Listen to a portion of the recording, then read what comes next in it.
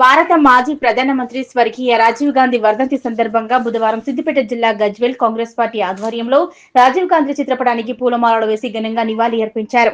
ఈ కార్యక్రమంలో పాల్గొన్నారు. Gajwel market committee vice chairman Sardar Khan మాట్లాడుతూ, గజ్వేల్ మాజీ ఎమ్మెల్యే నర్సారెడ్డి ఆదేశాల మేరకు కాంగ్రెస్ పార్టీ ఆధ్వర్యంలో మాజీ ప్రధాని రాజీవ్ గాంధీ చిత్రపటానికి పూలమాలలు వేసి ఘనంగా నివాళులు అర్పించడం జరిగిందని, మాజీ ప్రధాని రాజీవ్ గాంధీ సేవలు మరవలేనివని అన్నారు.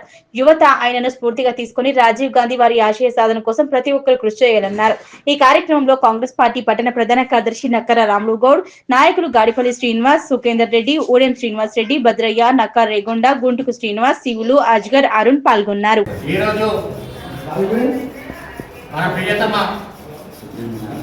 మాజీ ప్రధానమంత్రి భారత రత్న రాజీవ్ గాంధీ గారి 34వ వర్ధంతి కార్యక్రమాన్ని గజ్వేల్ పట్టణంలో మన ప్రియతమ నాయకులు కుంకుంట నర్సారెడ్డి గారి ఆదేశాల మేరకు ఈరోజు రాజీవ్ గాంధీ విగ్రహాన్ని చిత్రపటానికి పూలమాల వేసి ఘనంగా నివాళులర్పించడం జరిగింది.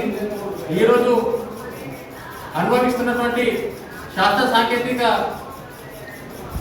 ఐటీ డెవలప్మెంట్ చేసింది సగర్వంగా చెప్పుకునే విధంగా రాజీవ్ గాంధీ హయాంలో అభివృద్ధి జరిగింది. కంప్యూటర్ యుగం రాజీవ్ గాంధీ యుగంలో ప్రారంభమై ఈరోజు అత్యంత కీలకంగా వ్యవహరించడం జరుగుతుంది.